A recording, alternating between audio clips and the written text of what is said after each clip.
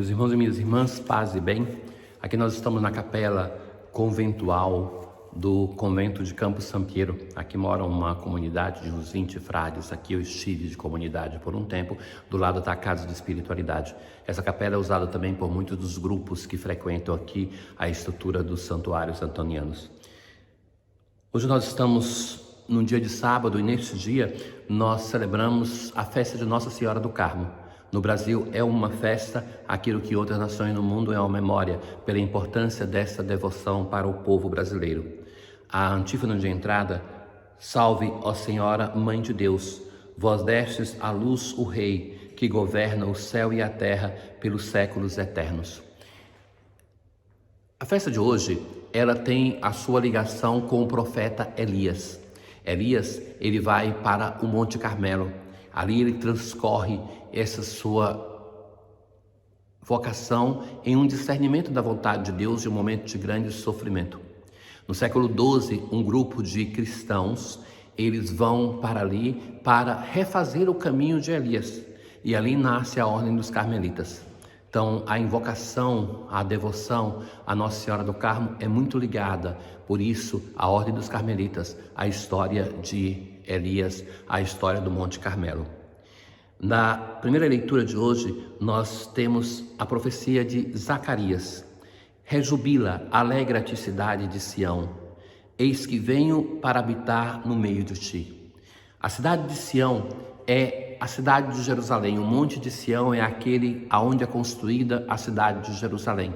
Mas é imagem da Virgem Maria. Por isso que nesta festa da Virgem Maria, e celebrar Maria ou santos da liturgia, é sempre celebrar aquilo que o mistério pascal fez na vida dessa pessoa, concretamente da Virgem Maria.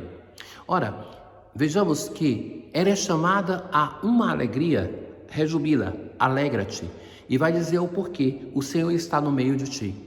O Senhor está no meio de ti porque Maria é aquela que acreditou. Então, primeiramente, ela gera o seu Senhor no seu coração através de um caminho de fé.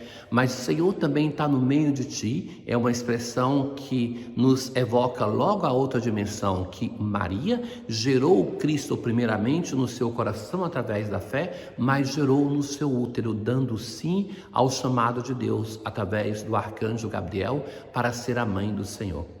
Assim, o verbo de Deus entra na nossa história através dessa pessoa.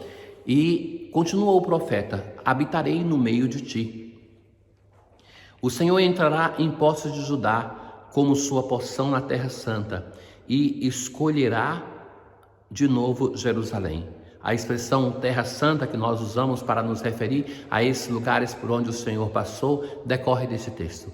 É a terra santa, a terra de santidade, mas o Senhor que através do sim de Maria está no meio do seu povo. Deus que nos falou através de diversos modos, agora nos fala de um modo definitivo através do mistério da encarnação. E para se encarnar, ele contou com o sim da Virgem Maria. No Salmo responsorial de hoje, nós temos o Magnificat. Maria contempla, primeiramente, aquilo que Deus fez da sua história. A minha alma engrandece ao Senhor e exulta meu espírito em Deus, meu Salvador. Então, são coerentes com o modo de fazer poesia mais comum que encontramos na Bíblia. Se diz a mesma coisa com palavras diferentes. Alma engrandece o Senhor, espírito se alegra em Deus. E depois vai dizer o porquê. Agora Maria concretamente vai olhar tudo aquilo que Deus está fazendo na sua vida, para no segundo momento olhar aquilo que Deus faz na vida do seu povo. Porque ele viu a pequenez de sua serva. Quem está cantando aqui é uma mulher que saiu da condição de não maternidade para ser mãe, permanecendo virgem. Sabe que o ser virgem, na tradição bíblica, é uma coisa vergonhosa. Para falar da incapacidade do povo de Israel de ser fiel à aliança, o profeta vai chamar a cidade de Jerusalém de Virgem Filha de Sião.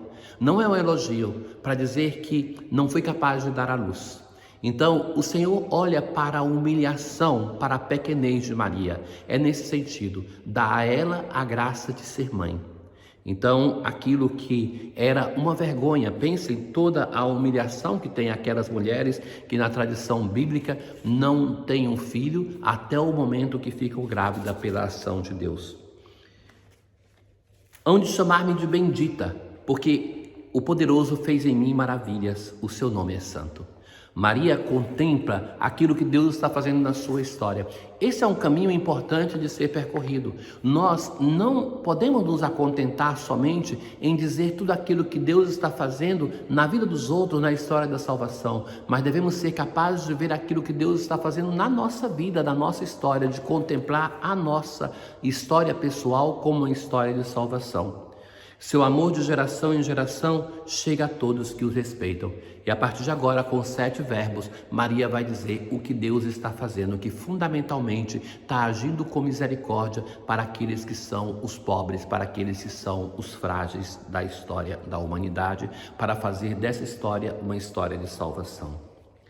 Na aclamação no Evangelho de hoje, feliz quem ouve e observa a palavra de Deus.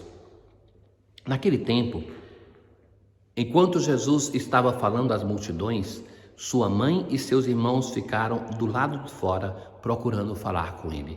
Veja que esse texto que nós encontramos dos sinóticos, primeiramente aqui tem uma coisa que Mateus reforça, o estar do lado de fora. Isso é muito significativo porque a casa é o símbolo da comunidade cristã. Lembre-se que os cristãos não tinham uma igreja. Então, eles se reuniam nas casas. É a primeira expressão de um templo, é a casa dos cristãos que acolhiam uns aos outros para a celebração. Então, esses que chegam estão fora da casa, estão fora da comunidade.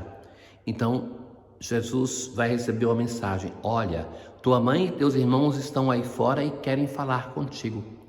E então a expressão de Jesus: quem é minha mãe e quem são meus irmãos? E estendendo a mão, essa expressão nós não vemos em outros evangelhos, que é assim, não só palavra, mas um gesto, estendendo as mãos para os discípulos. Jesus disse: eis minha mãe e meus irmãos, pois todo aquele que faz a vontade do meu Pai que está nos céus, esse é meu irmão, minha irmã e minha mãe. Nos parece, à primeira vista, que este texto é uma ofensa a Maria e aos parentes próximos de Jesus. Primeiramente, esclareçamos mais uma vez esses irmãos, porque nas línguas antigas o vocabulário é pobre. Então, eles não tinham palavras para dizer muitos graus de familiaridade e parentesco. São todos chamados de irmãos e irmãs. Por exemplo, ao seu sobrinho, Abraão, chama de irmão. Ló é chamado de irmão na tradição bíblica. Então, não são irmãos consanguíneos, porque isso Jesus não tinha, mas que são os parentes próximos, que são chamados de irmãos. Então, se fosse um texto ofensivo para Maria, não teria nenhum sentido que ele estivesse presente no dia que nós celebramos uma festa da Virgem Maria, Nossa Senhora do Carmo. E os evangelhos, ainda que não sejam escritos para contar a história de Maria, não é que tenha a intenção de ofendê-la, mas que tem um profundo ensinamento, porque se para o povo de Israel o vínculo de consanguinidade era o mais importante, para Cristo o vínculo mais importante é o vínculo da fé. Então, Maria não é importante porque é consanguínea, porque é mãe de Jesus, mas ela é importante porque acreditou, porque ouviu a palavra de Deus e acreditou. E é só por isso que ela aceita ser a mãe do Senhor. Então, longe de descartar ou desvalorizar Maria, Jesus coloca Maria e quem for como ela em um grau de parentesco, de ser irmão e irmã dele, se escuta e coloca em prática a palavra do Senhor. Então, nisso, Maria, para nós, é um modelo mais importante do que pela maternidade do sangue, porque assim todos nós podemos ser mães, irmãos e irmãs do Senhor, se nós, como ela, escutarmos a palavra de Deus e colocarmos em prática. Na oração de hoje, venha, ó Deus, em nosso auxílio a gloriosa intercessão de Nossa Senhora do Carmo, para que possamos, sob a sua proteção, subir ao monte que é Cristo. Então, quando nós celebramos o Monte Carmelo na liturgia, a liturgia nos apresenta que o verdadeiro monte é o Cristo. E para subir nesse monte, nós suplicamos a ajuda, a intercessão daquela que melhor conheceu o seu Filho, a Virgem Maria. que ela, Nossa Senhora do Carmo, tão invocada, tão querida no Brasil, interceda por todos nós. O Senhor esteja convosco, Ele está no meio de nós. Abençoe-vos o Deus Todo-Poderoso, o Pai, o Filho e o Espírito Santo. Paz.